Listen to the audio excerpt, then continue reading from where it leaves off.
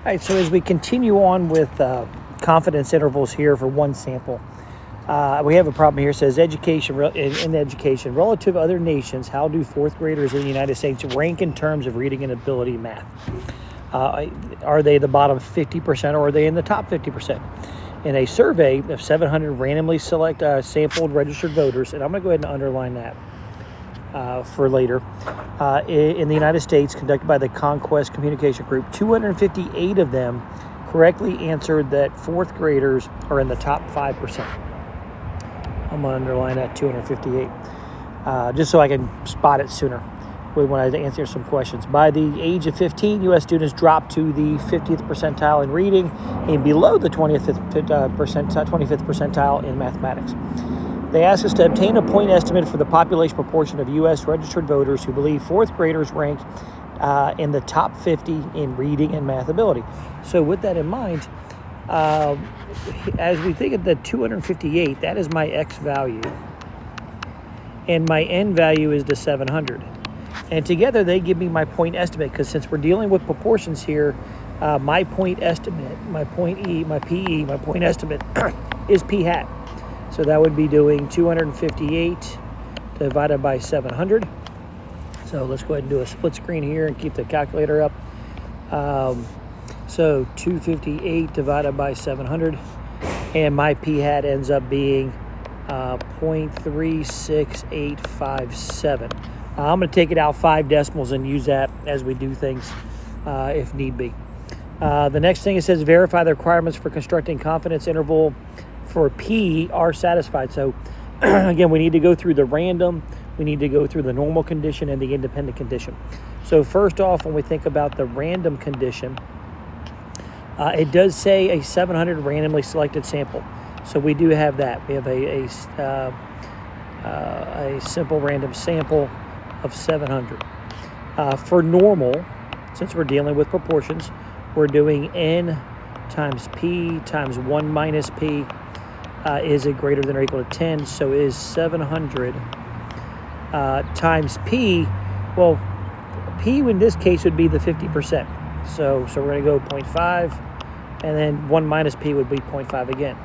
So is that answer greater than or equal to 10? That's our question. So on the side here, 700 times 0.5 times 0.5 is 175. So yes, 175 is greater than 10, so we're normal.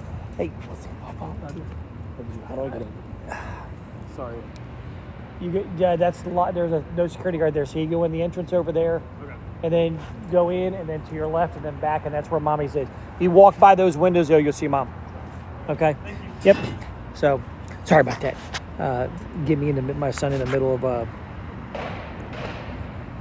as my daughter's getting ready to have a baby. So there's our portion right there. And then now, what is the independent piece? That's our 0.5 or 5 times little n. Is it less than the population? So when we think about it, 5 times 700 is 3,500. That is, when we think about the United States, there's more than 3,500 registered voters in the United States. So we're way, way, way below that. So we're good for the conditions. Now they asked us to go through and figure out, okay, what is a 95% confidence interval for the population proportion? Again, I'm going to use the technology to do this. So again, I'm going to do a 1 prop Z interval in the TI-84. And as we do this 1 prop Z interval, what we have to be, I guess, sort of careful on, and this is kind of, they do give us X and N, so that worked out pretty good. So sometimes they don't. They just tell us a percentage and they give us a total number. So we have to multiply the percentage by the total number to get an X value. So I'm going to go into stat, over to test, down to 1 prop Z interval, which is option A. And then I'm going to go ahead and type in 258 and 700. And I'm doing a 95%, so 0.95. And that, as I do enter a couple times, they tell me that the interval, again, X was equal to 258, N was equal to 700, and I'm doing a 0.95. It gives me this interval of 0.33283 to 4 or 0.40431. So there's our confidence interval. Now they want us to go ahead and interpret it. So again, what I like to use on my AP classes, we are 95% confident the interval from 0.33283 to 0.40431 captures or contains the true proportion, or you could say population proportion, true population proportion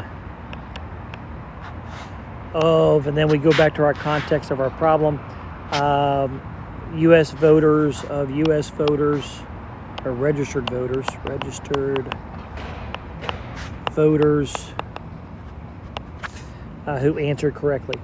who answered correctly. Okay, not too shabby. Again, let's do another one here on this video, then I'll do another video for some other things. So in this point, it says, a penny for your thoughts. A researcher for the U.S. Department of Treasury wishes to estimate the percentage of Americans who support abolishing the penny. What size sample should be obtained if he wishes the estimate to be within 2 percentage points with a 98% confidence if he uses the 2006 estimate where 15% was obtained from where 15% of the people that were surveyed were in favor of abolishing it back in 2006. So when we're doing, this is a sample size problem. What type of sample size?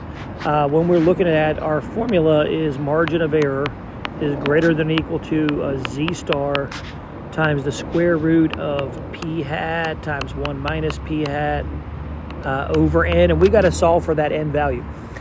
So now with that in mind, they tell us that we want to be within 2 percentage points. So that's 0.02 is our margin of error. We have to come up with our z star, and that's associated with our confidence interval here. And that's going to involve doing an inverse norm. So I'm going to have to do an inverse norm. And my area is going to be 1 minus 0.98 divided by 2. My mean is 0. My standard deviation is 1. We're going to do that here in a moment. After the z star, I'm going to do the square root of, and now this, since I've used a based off of the 2006 estimate, that's my p hat that I put in here. So 0.15, 1 minus 0.15 is 0.85, and then that's over n. And so now let's grab that z star here. So let me simplify the little fraction here. Our area, 1 minus 0.98 is 0.02. 0.02 divided by 2 is 0.01. And so that's what I'm going to type in the calculator in a second. So get our little split screen here. And we're going to go second vars to get to where our inverse norm is. It's option number 3. And then my area again was 0.01 to the left. Leave the mean and the standard deviation alone and go down to paste and hit enter. And there we go. Now again, as we talked about this in class, we don't have to worry about it being a negative value. We're always just going to use the positive version of it. So my z star in this case for a 98% interval is 2.3263. So 2.3263. That's what I'm going to use there. So now we have to solve for what n is. So this involves several different inverse operations to work there. So the first thing I'm going to do is I am going to divide both sides by that z star.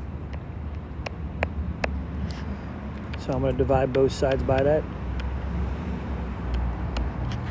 So on my calculator, 0.02 divided by 2.3263 gives me that answer. So I'm going to write that down, 0.008593434.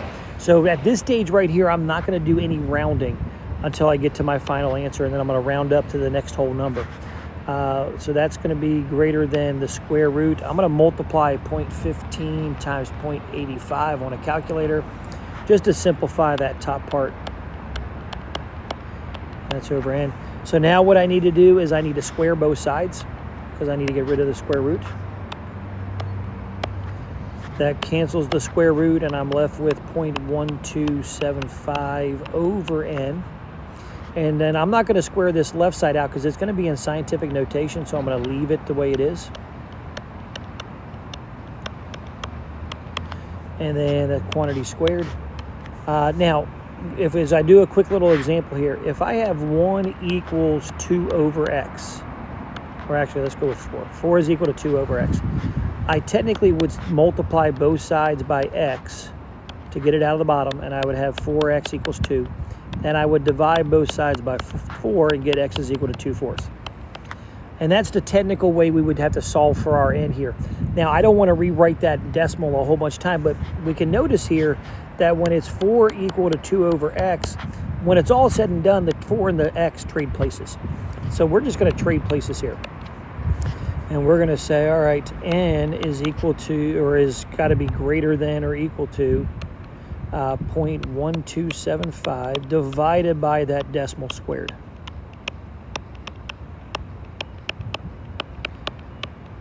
And now this is what I'm going to, since I have it in my calculator here, I'm going to let the calculator do all the work. I'm going to press, let's see, I'm going to hit divide by sign, which takes the last answer I just did, which is that 4-digit decimal, divided by, and then I'm going to go parentheses. I'm going to arrow up and grab the long decimal, and I'm going to tell it to square it, and then I'm going to close the parentheses. So I just typed in the denominator there and used a calculator to help do it for me real quick. Hit enter, and that gives me that n has got to be bigger than or equal to 1724.97. So we would say 1725. We would want to have at least 725 is what we would say. We would always round up, even if it was 24.2, we'd round it up to 25. So I need to have a minimum sample size of 1725. 1725 is what I would need to make sure there's a 2% margin of error as we do things. So on the next part, they said, well, what if he doesn't have a prior estimate? So what if they don't have that 15%? So we talked about this in class. If we don't have a pilot study or a previous thing done, then what we use is we use p hat as being 50%. And again, this is one of those situations where you either agree with the abolishing the penny or you don't. It's a yes or no answer. Yes, I agree. No, I don't agree. So it's a 50-50 answer. So what that would do, if I go back, our setup, again, we're still doing the same percentage stuff. So the 98% confidence intervals. So it's still 0.02. Got to be greater than equal to 2.3263 times the square root of 0.5 times 0.5 over n. And everything pretty much stays the same except for this top part of the fraction. That's the only part that's changed there. So I'm going to go ahead and skip to this line right here, to this spot in our code. And I'm going to go from there. We actually technically can just go to the next one down where it's already solved for n. So I'm going to grab the next one and replace and say n's got to be greater than or equal to, well, what is 0.5 times 0.5? That's 0.25. And then on the bottom, I have that big long decimal, 0.0085934, whoops, sorry, crazy 3, 4 squared. And then I'm going to go back to my calculator. And as I grab the calculator, we're going to say, all right, let's take 0.25, that's 0.5 times 0.5, divide it by, parenthesis, go back up and grab that long decimal and square it. And then hit enter, and that tells me that the n has got to be greater than 3382.29, so 3383. All right, so again, by not having a previous pilot study, and we went with the 50% yes or no is basically what they're going to do. we had to increase our sample size there, and that's the biggest it would have to be. And that's where sometimes when they're not sure if they don't have a pilot study, and maybe you don't worry about it because we use 50%. That's the biggest it's going to be. If we went through this several times and tried different percentages for p-hat, like on the previous one was our p-hat was 15%. It really wouldn't matter if our p-hat was 80% because then the two numbers on top of the fraction would just swap places, and it's not going to change what's going to happen. And so this is this sometimes that's where the safest route to go is, hey, let's not worry about a previous pilot study. Let's just go with 50%, and then I just aim for getting that many people. Then I know that I should be able to hit that margin of error. And again, sometimes that's what, when we look at polls for elections, that's what they end up doing is they don't want to have a really large margin of error when they're broadcasting on the news, and so they want to try to have it a lot more narrowed down. And we see our margin of errors of like 2% and 3% when they're doing polling for elections.